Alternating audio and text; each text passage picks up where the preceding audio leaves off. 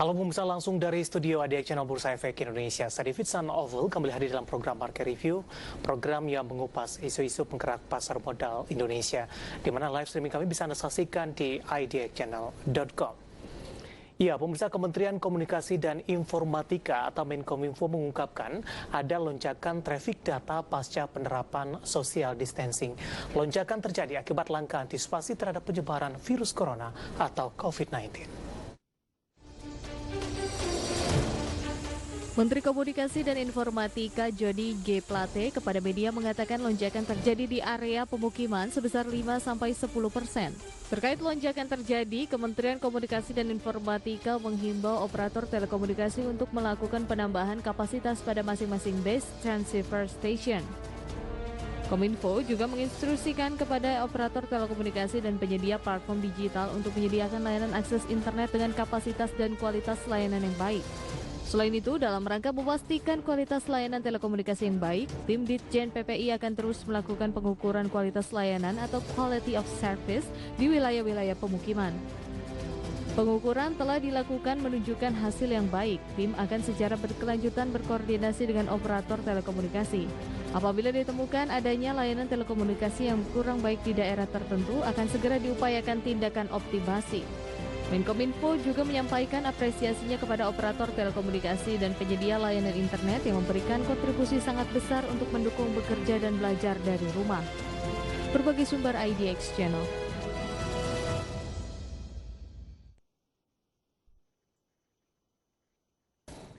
Pemirsa, di tengah wabah virus corona, kegiatan ekonomi menjadi melambat, namun ada beberapa hal yang mungkin luput dari perhatian kita. Ternyata untuk transaksi digital justru mengalami peningkatan, baik itu dari traffic data, kemudian pembayaran secara digital, penjualan secara e-commerce, kemudian kegiatan bisnis makanan juga mengalami lonjakan yang signifikan.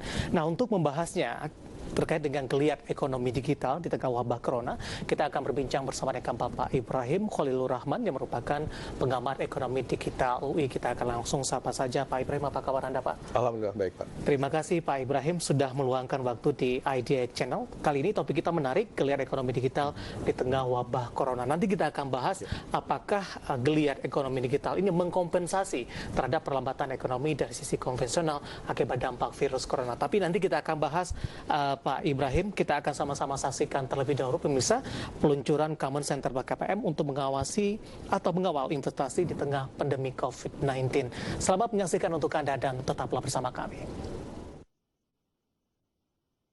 Peluncuran Common Center BKPM.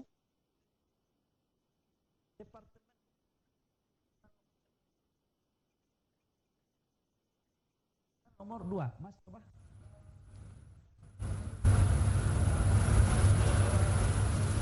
Lagi loading, kelihatannya, lagi loading.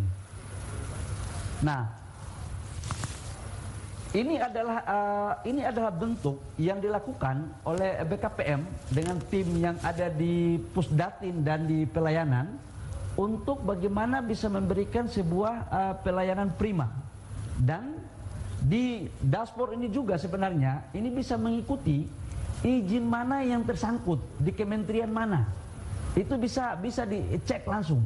Contoh katakanlah kita membuat IMB. IMB-nya mandeknya di Kementerian PU atau di mana. Ini bisa ketahuan langsung dengan aplikasi dan sistem yang kami bangun yang terintegrasi dengan seluruh kementerian. Coba kita lihat di sini. Ini sekarang, saya tadi lanjutkan, sekarang ini kita lihat perdagangan masih nomor 1. Yang kedua kesehatan. Kesehatan ini sudah nomor 2. Dulunya kesehatan ini masuk nomor 5 atau nomor 6. Tapi karena virus corona, maka BKPM memperlancar proses perizinan terkait dengan izin edar dan impor terhadap alat kesehatan ataupun kebutuhan-kebutuhan yang terkait dengan corona. Karena BKPM dengan Kementerian Kesehatan sudah berkomitmen dalam rangka menghadapi persoalan corona, maka baik bahan baku maupun barang-barang impor yang terkait dengan masyarakat itu kami memprioritaskan secara langsung. Kemudian kita juga lihat di sini Sebelum corona nih, Pak. mana sebelum corona mana? Tanggal 1 sampai 31 Januari. tanggal 1 sampai dengan tanggal 31 Januari sebelum corona, itu mana? Kesehatan mana? Kesehatan nomor 5. Tadi saya katakan setelah corona kesehatan itu nomor 2. Nah, ini adalah bentuk dari sigapnya juga Menteri Kesehatan ya dalam berkoordinasi dan bekerja sama dengan kami di BKPM. Kemudian kita lihat di dashboard yang ketiga yang di sebelah sini, ini kita lihat juga masih bagian daripada izin-izin, dan mungkin ini yang paling menarik teman-teman semua. Di layar yang ini menampilkan data-data terkait dengan potensi investasi yang ada di seluruh Indonesia, baik dari tingkat provinsi maupun tingkat kabupaten kota. Kami akui bahwa memang masih harus banyak perubahan terkait dengan database-nya, dan sekarang kita lagi menyusun yang namanya inventaris potensi sumber daya yang harus kita pasarkan. Ini kami sudah berkoordinasi dengan Menteri Keuangan, sebentar lagi akan kita lakukan pekerjaannya. Kemudian di layar di sini teman-teman, di sini kita bicara tentang realisasi investasi. Ini real time. Jadi realisasi investasi, katakanlah tahun 2019 realisasi investasi itu kurang lebih sekitar 792 triliun yang ditargetkan oleh Bappenas, tapi kita mampu merealisasikan kurang lebih sekitar 809,6 triliun yang terdiri dari PMA kurang lebih sekitar 423,1 triliun, kemudian PMDN 386,1,5 triliun. Sudah barang tentu ini antara Jawa dan luar Jawa, ini juga kurang lebih sekitar 53 masih di Jawa, kemudian luar Jawa sekitar 47, sekian. Nah, ini bisa kita membreakdown lagi, katakanlah Jawa itu Jawa Barat berapa? Contoh Jawa Barat katakanlah tahun 2019 itu 120 triliun lebih. Dari 120 triliun lebih itu juga bisa di breakdown, kabupaten-kabupaten mana aja, jenis-jenis investasi apa aja. Nah, saya pikir ini ke depan kita akan lebih matangkan lagi terkait dengan investasi-investasi yang kita arahkan ke sektor manufaktur atau padat karya yang kemudian berdampak pada penyerapan lapangan pekerjaan. Teman-teman media, saya pikir ini adalah salah satu upaya yang dilakukan oleh BKPM untuk memberikan sekali lagi pelayanan kepada publik. Memang harus diakui bahwa tanpa pola kreativitas seperti ini, publik akan selalu bertanya, izin kami sudah kami masukkan sekian bulan, kenapa belum jadi? Nah, dengan sistem yang ada sekarang, itu bisa terdeteksi di kementerian mana mandeknya. Nah, secara kebetulan Impres nomor 7 tahun 2019 tentang pendelegasian kewenangan kepada BKPM, di mana salah satu diktumnya adalah memerintahkan kepada seluruh kementerian lembaga yang punya kewenangan untuk memberikan izin, maka dilimpahkan semua kepada BKPM. Sekarang insya Allah dengan kewenangan yang ada, dengan pelimpahan tugas dan instruksi Presiden kepada BKPM, BKPM selalu membenah diri untuk mewujudkan agar melahirkan 3 hal.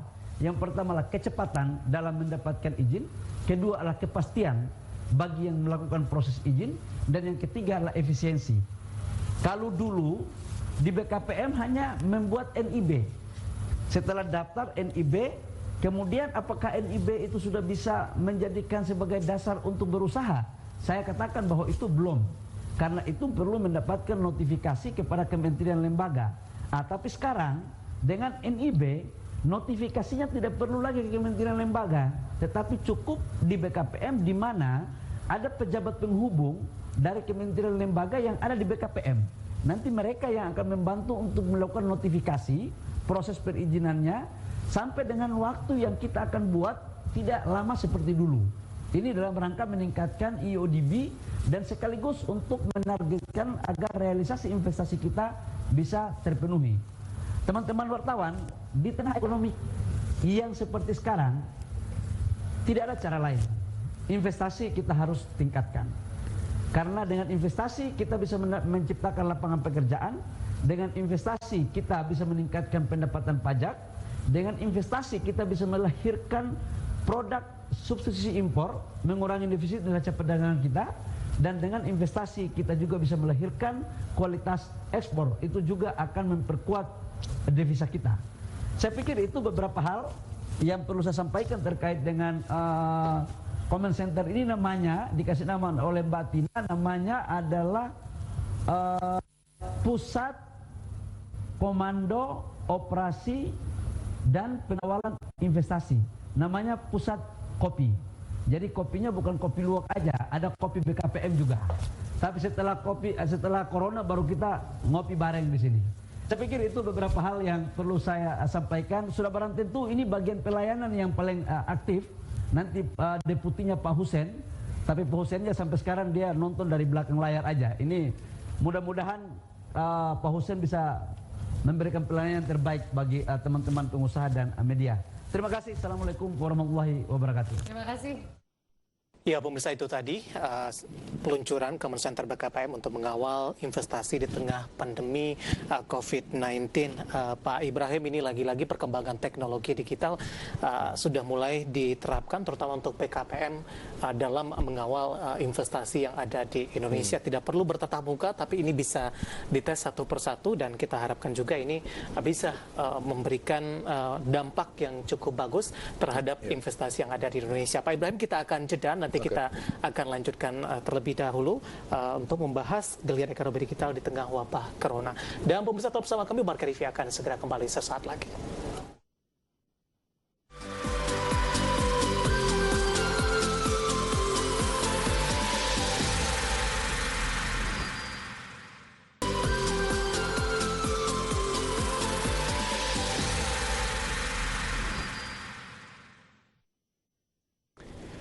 Presiden Joko Widodo menegaskan pentingnya penerapan social distancing sebagai langkah mengurangi resiko penyebaran COVID-19 secara meluas.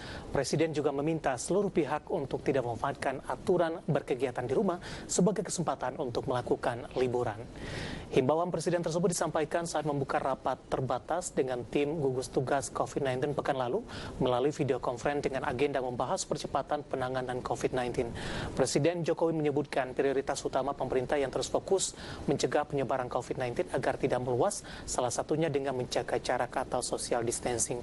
Kepala negara menyinggung perilaku masyarakat yang justru memanfaatkan aturan berkegiatan di rumah sebagai kesempatan untuk berlibur. Padahal melakukan aktivitas di tengah kerumunan dapat berpotensi memperluas penyebaran COVID-19. Prioritas kita adalah mencegah penyebaran COVID-19 lebih luas lagi. Oleh sebab itu, penting untuk dilakukan yaitu mengurangi mobilitas orang dari satu tempat ke tempat yang lain. Kita terus menggencarkan sosialisasi untuk menjaga jarak, social distancing, dan mengurangi kerumunan yang membawa risiko penyebaran COVID-19. Saya juga minta diterapkan secara ketat menjaga jarak, social distancing di area-area publik, termasuk di dalam transportasi publik, seperti di bandara, di pelabuhan, di stasiun kereta api, di stasiun. Ya, pemirsa, seperti kami sampaikan di awal perjumpaan kita, tema kali untuk Marka Review adalah geliat ekonomi digital di tengah wabah corona. Sudah hadir bersama kami, tadi juga kami sampaikan, Bapak Ibrahim Khalilur Rahman, yang merupakan pengamat ekonomi digital Universitas Indonesia.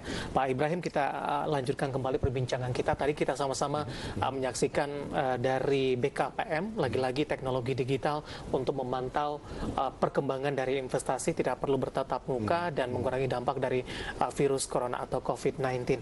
Nah, bagaimana Anda melihat kebijakan pemerintah terkait dengan social distancing, kemudian juga bekerja dari rumah atau WFH ini cukup populer dalam beberapa hari terakhir dan ternyata ini memberikan dampak yang cukup signifikan, Pak Ibrahim, terutama dari traffic data dalam hal ini. Yuk. Tentu merupakan sebuah keniscayaan karena semua aktivitas yang sebelumnya kita lakukan di kantor, kemudian kita geser di rumah, kemudian pendidikan juga dari sekolah, kemudian digeser di rumah, pasti akan otomatis meningkatkan traffic data, baik untuk aktivitas pendidikan maupun perekonomian. Yang perlu kita pikirkan adalah bahwa ternyata WFH ini juga masih memiliki banyak kendala dalam level implementasi, kan? Karena memang tipikal dari struktur ketenaga kerjaan kita masih ada yang white collar, ada blue collar. Kemudian yang blue collar mereka juga sangat terbatas dengan daily atau mungkin weekly basis salary, di mana mereka harus bekerja ke kantor atau di toko misalnya, sehingga memang diperlukan upaya untuk lebih memberikan moral suasion buat masyarakat bahwa this is really critical time. Tidak ada lagi pilihan kamu kerja di rumah atau di kantor, tapi lebih ke arah keharusan ya, bahwa sejauh mungkin kita harus bisa melakukan aktivitas di rumah. Baik, fenomena peralihan dari kegiatan masyarakat dari konvensional ke digital terkait juga dengan kebijakan dari social distancing, kemudian juga work from home ini. Fenomena ini tentu meningkatkan beberapa aspek baru yang sebelumnya tidak ada. Misalnya di tempat saya tinggal beberapa pasar tradisional mereka udah mulai close down, tapi tidak berarti aktivitas pedagangnya berhenti. Tapi instead misalnya pedagang memberikan nomor kepada masyarakat lewat WA group. Jadi anytime kita membutuhkan daging atau beras atau sembako yang lain, kita akan delivery ke rumah. Jadi memang muncul disruptif ekonomi begitu ya, aktivitas yang dalam kondisi sulit ini memang teknologi bisa menjembatani dan bisa menjadi salah satu alat untuk memitigasi permasalahan kita yang cukup pelik saat ini. Baik, dari data Menkominfo tadi itu peningkatan traffic terjadi, terutama dari penggunaan data tadi pun juga sempat Anda singgung ini, lebih kepada mereka yang biasanya bekerja di kantor, bekerja di rumah, untuk kegiatan pendidikan juga sudah beralih ke rumah begitu.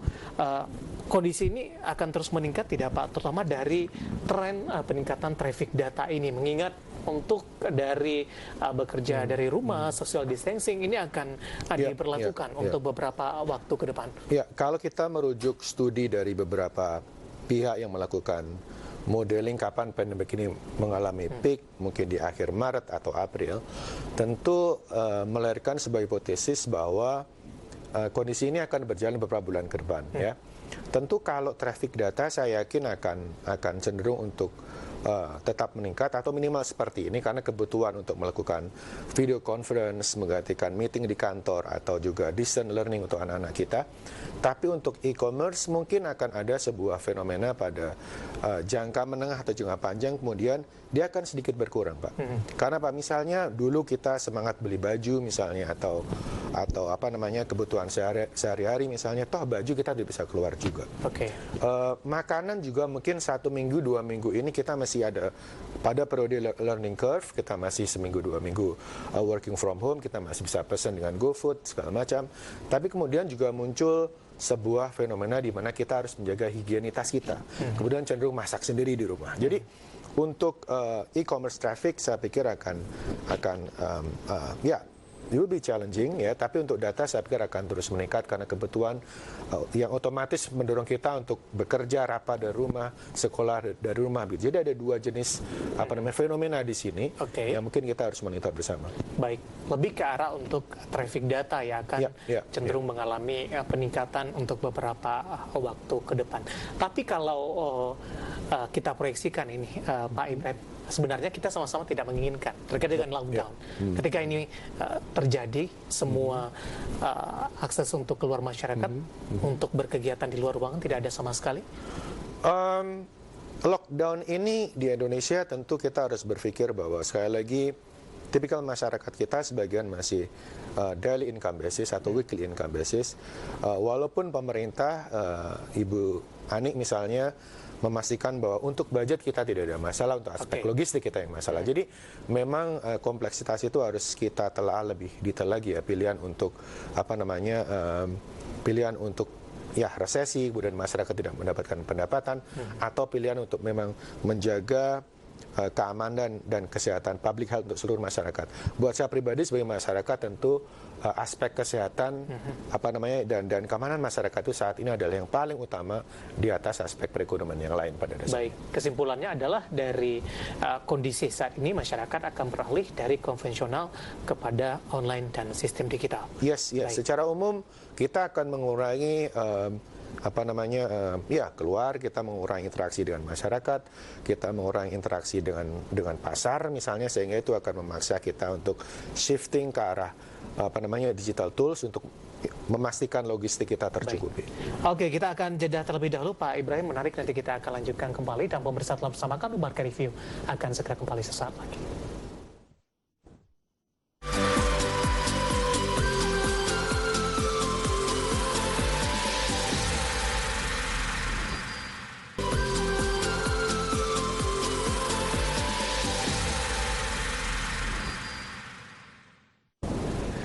Terima kasih untuk Anda yang masih bergabung bersama kami di Market Review, dan kita masih membahas topik menarik geliat ekonomi digital di tengah wabah virus corona. Tapi sebelum kita lanjutkan perbincangan, tim redaksi kami sudah merangkum beberapa informasi grafis dan mungkin saja bisa menjadi salah satu referensi untuk Anda. Langsung saja kita ke grafis yang pertama, kita akan coba lihat jenis transaksi pembayaran per Februari 2019 yang lalu.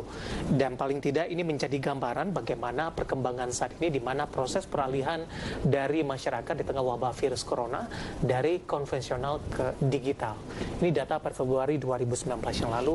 Uang tunai masih memiliki persentase yang cukup besar, tapi untuk beberapa jenis transaksi lainnya terus mengalami peningkatan dan porsinya lebih besar kalau digabungkan jika dibandingkan dengan uang tunai, di mana dompet digital vintage ini sudah mencapai 20%. Kemudian juga ada kartu debit 12%, transfer langsung ini 10%, kemudian juga ada dompet digital tang ini 6% masuk kami, dompet digital toko online ini 6%, kemudian dompet digital dan operator telekomunikasi 6%, kemudian kartu kredit 1% dan cek untuk posisi lainnya. Kita akan coba lihat juga ke grafis selanjutnya bagaimana nilai transaksi digital perdagangan elektronik di Asia Tenggara 2019 dan 2025, di mana 2025 merupakan proyeksi ini. Kita akan coba lihat apakah Indonesia termasuk memiliki nilai transaksi digital terbesar jika dibandingkan dengan beberapa negara lainnya. Ya, Indonesia di 2019 ada di 21 miliar dolar Amerika Serikat, di 2025 diproyeksikan mencapai 82 miliar dolar Amerika Serikat. Kemudian juga ada Vietnam, Thailand, Filipina, kemudian juga Malaysia dan juga Singapura. Rata-rata proyeksinya di 2025 cenderung mengalami peningkatan yang cukup signifikan, namun untuk posisi Indonesia proyeksinya jauh lebih besar jika dibandingkan dengan beberapa negara Asia Tenggara lainnya. Nah, kita akan coba lihat juga di grafis selanjutnya. Indonesia menjadi ekonomi digital terbesar di ASEAN. Ini sumber dari Kementerian Perindustrian. Untuk tahun 2025 nanti proyeksinya seperti apa. Kemudian juga di tahun 2030 dengan posisi perkembangan yang ada saat ini, di mana prediksi Google, Indonesia akan menjadi negara dengan ekonomi digital di nomor 1 di Asia Tenggara pada 2025 dengan 150. Kemudian ini juga di 2030 ya, bagaimana dengan jumlah penduduk usia produktif di Indonesia. Memang rata-rata masyarakat milenial yang paling banyak menggunakan transaksi secara digital ini. 135 penduduk menjadi konsumen dominan e-commerce. Kemudian juga ini prediksi tadi Google. Kemudian juga di 2025 ini akan mencapai transaksi di 150 miliar dolar Amerika Serikat.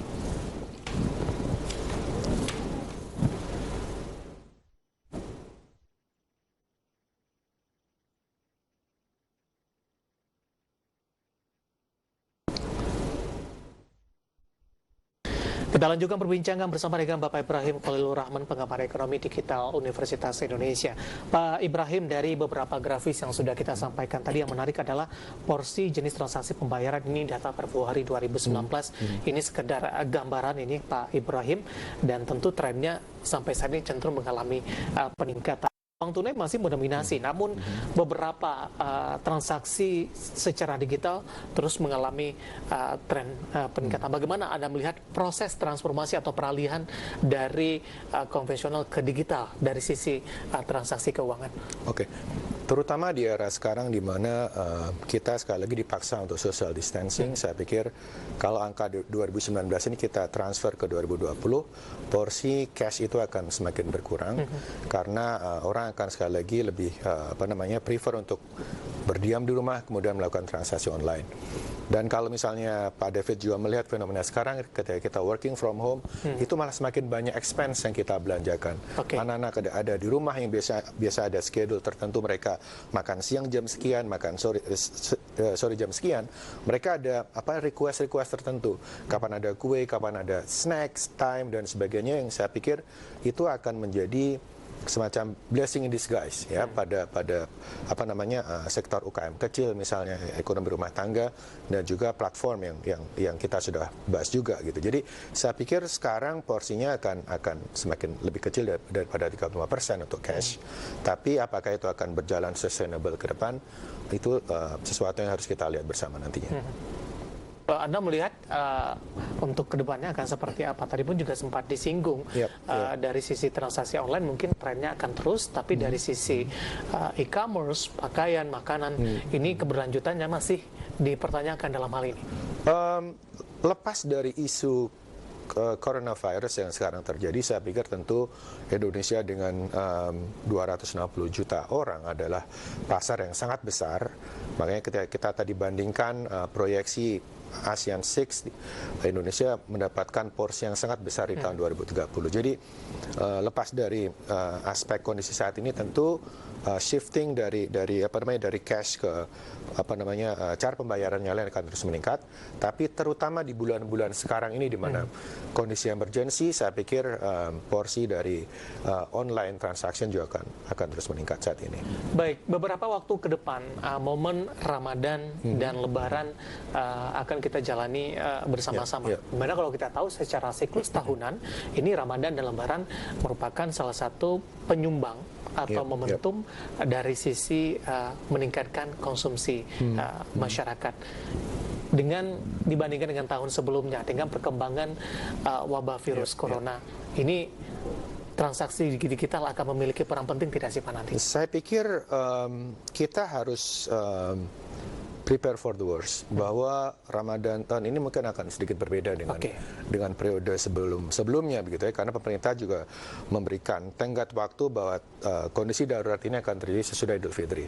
Karena itu mungkin masyarakat juga harus prepare bahwa kondisi Ramadan kita akan lebih sedikit stay home gitu ya, tidak seperti biasanya yang kita bisa tarawih di luar atau mungkin dengan berbagai macam aktivitas di luar yang secara langsung memboosting consumption, misalnya buka puasa bersama, kumpul-kumpul misalnya, yang itu akan sedikit berkurang. Jadi saya pikir tadi Mas David juga jelaskan, peran digital platform ini akan menjadi cara kita survive di bulan Ramadan ini, yang mungkin challenge-nya akan sangat berbeda dengan tahun-tahun sebelumnya. Baik, menarik Pak Ibrahim, kita akan jeda, nanti kita akan lanjutkan kembali. Dan pemirsa tetap bersama kami, Marka Rivi akan segera kembali sesaat lagi.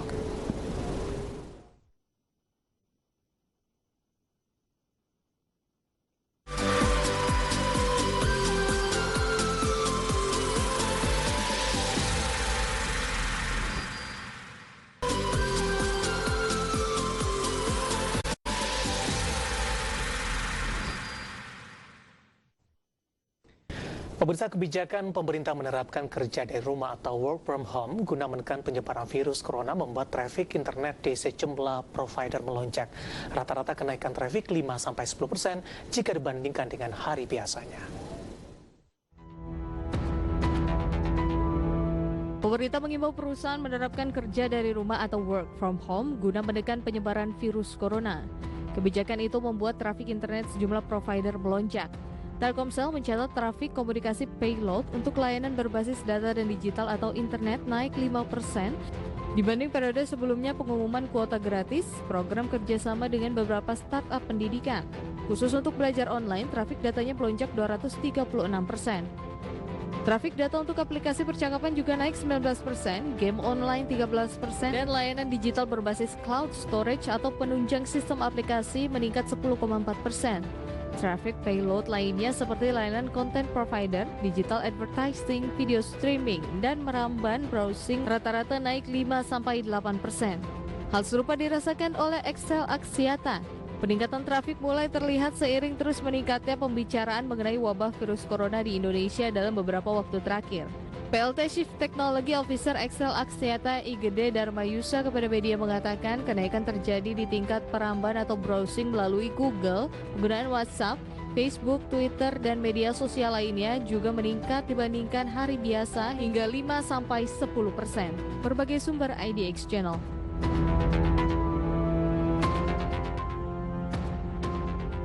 Ya, pemirsa, bagaimana dampaknya terhadap sektor-sektor yang ada di Bursa Efek Indonesia terkait kebijakan dari work from home, kemudian juga social distancing dengan meningkatnya transaksi digital ini. Saat ini kami sudah terhubung melalui saluran yang telepon dengan Bapak Edwin Sebayang yang merupakan Ketua Asosiasi Analis Efek Indonesia. Kita akan langsung sapa saja Pak Ibrahim ini dengan analis pasar modal. Pak Edwin. Ya, selamat pagi, Mas. Ya, Pak Edwin, bagaimana Anda melihat sektor-sektor yang terdampak dengan diberlakukannya kebijakan WFH dan social distancing ini, Pak Edwin? Ya, sebetulnya di satu pihak memang menguntungkan atau memberikan dampak yang positif kepada beberapa sektor, tapi di lain pihak ada beberapa sektor terpengaruh ya, karena yang diuntungkan memang salah satu adalah sektor telekomunikasi ya, karena pastilah sekarang apalagi di dalam dunia modern seperti ini orang pasti akan banyak menggunakan fasilitas dan juga koneksi melalui telepon ya. Jadi saya lihat traffic makin meningkat, permintaan terhadap kuota makin meningkat ya, karena itu tadi berhubungan sekarang semakin intensif ya. Lalu juga kita lihat ya kan semua pekerjaan segala macam sudah melalui telekomunikasi juga ya. Jadi memang harusnya sih akan memberikan dampak positif terhadap sektor-sektor seperti telekomunikasi termasuk. Baik, apakah kondisi ini akan berdampak signifikan, Pak Edwin, di tengah kelesuan dari ekonomi Indonesia dan industri secara keseluruhan pasca merebaknya wabah virus corona? Iya, kalau kita lihat yang beberapa sektor tadi pasti akan terdampak positif ya. Jadi kayak seperti telekomunikasi kemungkinan juga kinerjanya akan lebih meningkat kalau perkiraan saya ya. Di lain pihak dengan adanya kejatuhan daripada harga-harga saham mereka itu semakin justru membuat atraktif sekali valuasinya gitu loh Mas. Jadi ada dua, kinerja makin meningkat di satu pihak, valuasi makin menarik karena setelah dijatuhan dari harga-harga saham tersebut.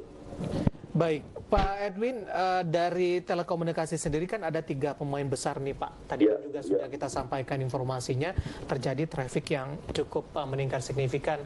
Ada Telkom di sana, ada XL, kemudian juga ada Indosat begitu. Bagaimana rekomendasi Anda untuk dari ketiga saham ini? Iya, kalau kita perbandingkan saja misalnya kinerja di akhir tahun 2019 dengan kemarin di Jumat aja ya. Dari sisi PI, kayak seperti Telkom itu sudah turun signifikan masih karena dari 17,92 kali di 30 Desember turun hanya sekitar menjadi sekarang 13 kali ya. Lalu juga kalau kita lihat Excel juga yang darinya 50,64 kali untuk di 30 Desember sekarang tinggal 25,64 ya. Jadi memang kalau kita lihat rata-rata ya dengan kejatuhan tersebut menjadi menarik Mas untuk masuk ke dalam saham-saham telekomunikasi. Kalau kita lihat secara nyata sih pastinya adalah Telkom ya Mas, ya memang secara valuasi sudah sangat murah sekali nih untuk Telkom tersebut. Baik, kondisi ini juga akan tercermin Pak dari kinerja mereka di Q1 di 2020 ini, meskipun rata-rata mengalami tekanan, tapi dengan adanya peningkatan traffic data ini mampu minimalisir kerugian yang terjadi jika dibandingkan dengan kuartal sebelumnya? Iya, kalau kita lihat justru kan kayak seperti Telkom ini sekarang pendapatan terbesarnya kan melalui data sebetulnya kan. Jadi dengan adanya work from home seperti ini ya harusnya kan jadi orang akan banyak menggunakan data seperti kita katakan tadi, permintaan kuota akan meningkat dan segala macam, ya kan. Jadi harusnya sih kuartal pertama ada di peningkatan, Mas. Dengan kondisi saat ini Pak Erwin, di mana IHSG juga masih terus mengalami tekanan, momen untuk ambil posisi terhadap ketiga saham di telekomunikasi ini? Iya, pastinya, Mas. Karena kapan lagi kita bisa mendapatkan PE dari Telkom itu sekarang 13 kali gitu. Itu sangat murah sekali, karena kalau kita bandingkan tadi saya katakan di akhir tahun 2019 saja PE mereka kan hampir 2 kali lipat lebih tinggi. Nah, jadi benar-benar sekarang sangat-sangat atraktif untuk masuk. Baik, lebih ke arah cicil beli, Pak? Iya, kalau kita lihat sudah cenderung untuk melakukan buyer weakness, Mas. Baik, Pak Edwin, terima kasih sudah bergabung bersama kami, Pak Edwin, di Idea Channel, Pak Edwin, dan semoga apa yang Anda rekomendasikan bisa menjadi referensi terutama bagi para investor dan trader pasar modal Indonesia. Terima kasih, Mas David. Selamat pagi, Mas. Ya, ada Bapak Edwin Sembayang yang merupakan Ketua Asosiasi Analis Efek Indonesia atau AEI. Pak Ibrahim, nanti kita akan lanjutkan kembali pembahasan bagaimana proyeksi dari ekonomi digital Indonesia ke depannya. Kita akan jeda terlebih dahulu, dan pemirsa telah bersama kami, Market Review akan segera kembali sesaat lagi.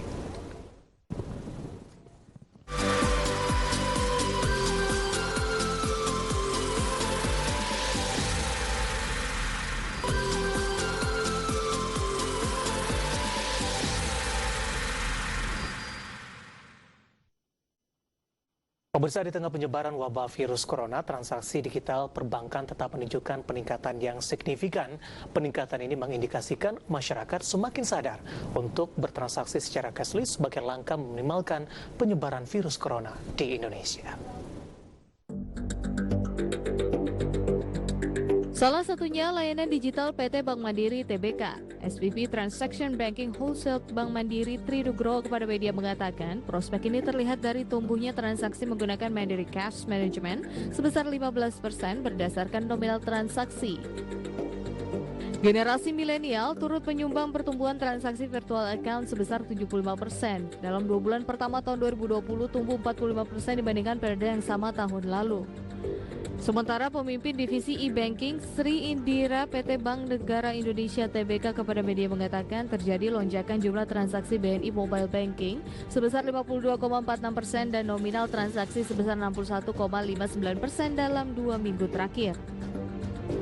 PT Bank Rakyat Indonesia Persero Tbk memperkirakan transaksi digital dari fasilitas internet banking meningkat 38% hingga akhir Maret 2020. Hal ini sejalan dengan perkiraan transaksi digital pada platform marketplace online sebesar 15%. Tercatat transaksi pada fasilitas internet banking mencapai 145 juta transaksi hingga akhir Februari 2020 dibandingkan pada Desember 2019 sebesar 122 juta transaksi. Peningkatan ini mengindikasikan masyarakat semakin sadar untuk bertransaksi secara cashless dengan mengurangi tingkat kunjungan ke kantor operasional bank. Hal ini sebagai langkah meminimalkan penyebaran virus corona di Indonesia. Berbagai sumber IDX Channel.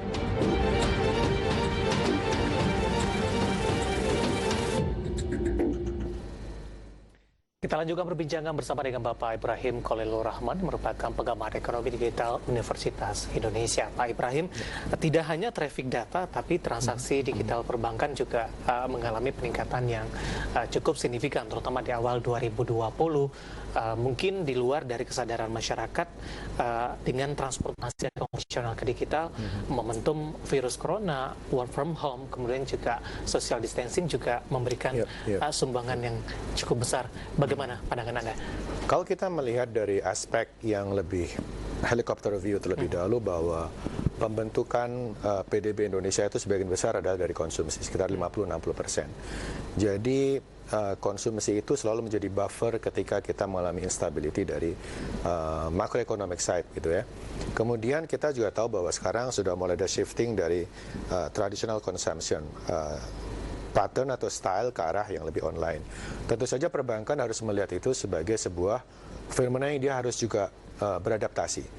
Dengan adanya kemajuan e-commerce, kemudian payment platform yang terus menjamur, tentu perbankan juga harus lebih aktif untuk menjadikan itu sebagai ceruk pendapatan buat mereka. Mereka tidak tidak harus melihat itu sebagai kompetitor, tapi sebagai cara untuk lebih mengekstensifikasikan market mereka, terutama tadi yang Mas David jelaskan juga millennials, kemudian anak-anak muda yang lebih lebih tech oriented.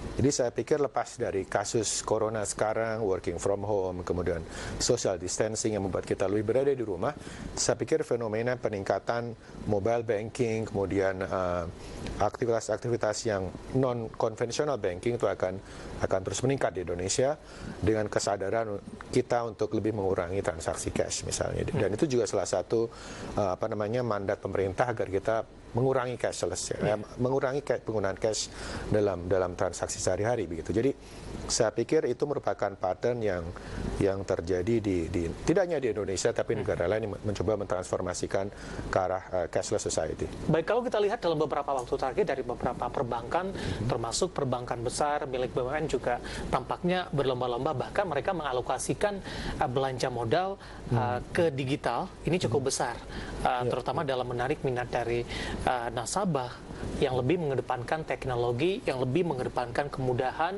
kenyamanan, dan keamanan juga dalam hal ini. Saya lagi, Mas David, tadi kita juga sudah tahu grafik dari Google bahwa kita adalah negara dengan digital market yang sangat besar sekali, dan itu tidak akan bisa dinikmati oleh perbankan kalau mereka tidak segera catching up dengan platform yang memudahkan dan memudahkan konsumen untuk conveniently bisa melakukan transaksi. Nah, selama ini mungkin mereka sedikit tertinggal dibandingkan dengan payment platform yang lain yang sudah terlebih dahulu masuk seperti GoPay misalnya atau platform yang lain, sehingga OVO, GoPay dan sebagainya, sehingga ceruk itu kemudian yang mereka harus masuk sekarang. Either way, kalau nggak mereka akan semakin ketinggalan untuk mendapatkan besaran dari digital market di Indonesia yang begitu besar tadi. Ketinggalan dalam hal ini keberlanjutan bisnis kedepannya juga prospeknya tidak bagus ya. Mau tidak mau, suka tidak suka harus ikut ambil bagian dari transformasi digital. Kita masih punya satu segmen lagi, Pak Ibrahim. Kita akan jeda terlebih dahulu di segmen terakhir dan kita akan coba lihat bagaimana view kedepannya untuk perkembangan ekonomi digital di Indonesia. Akankah ekonomi digital akan mengambil alih dari ekonomi konvensional yang terjadi saat ini? Nanti kita akan lanjutkan. Dan pemirsa, bersama kami, Marka Rivi akan segera kembali sesaat lagi.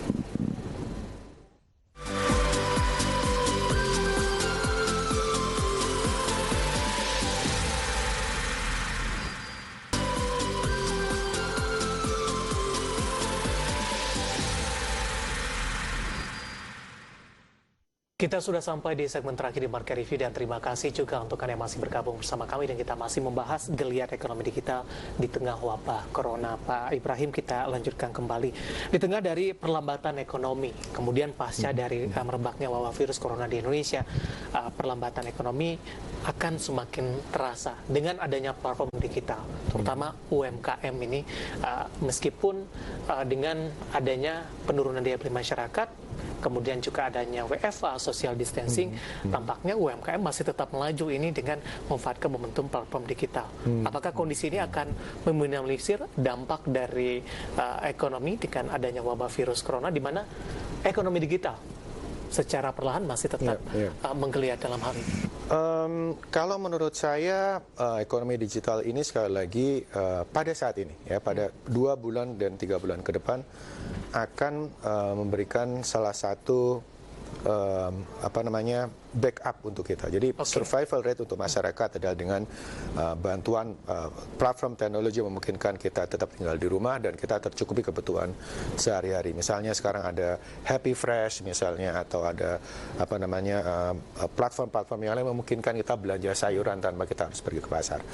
Tapi apakah itu bisa meng-offset kelesuan ekonomi? Saya pikir huge challenge, karena perekonomian sendiri kan terdiri dari berbagai macam sektor, dan sektor-sektor yang besar saat ini sedang mengalami declining yang cukup parah, be it like industri manufaktur, karena ekspor kita juga menurun, globally juga turun volume perdagangan, kemudian volume kargo perdagangan kita juga turun misalnya. Jadi saya pikir untuk meng-offset rasanya agak sulit karena pemerintah sendiri sudah ready bahwa let's say tahun ini kita growth-nya 0%. Tapi meminimalisir dampak bisa. Meminimalisir dampak jelas. Tapi dengan catatan pasokan juga harus tetap terjaga. Itu yang menjadi kendala karena beberapa pasokan kita juga tergantung dari tentu Jakarta tidak bisa memasok. Katakanlah kalau kita bicara Jakarta tidak bisa self-sufficient dengan kebutuhan kita sehari-hari, kan? Jadi kita harus mendatangkan barang dari buffer area di Jawa Barat misalnya atau Jawa Tengah, Jawa Timur.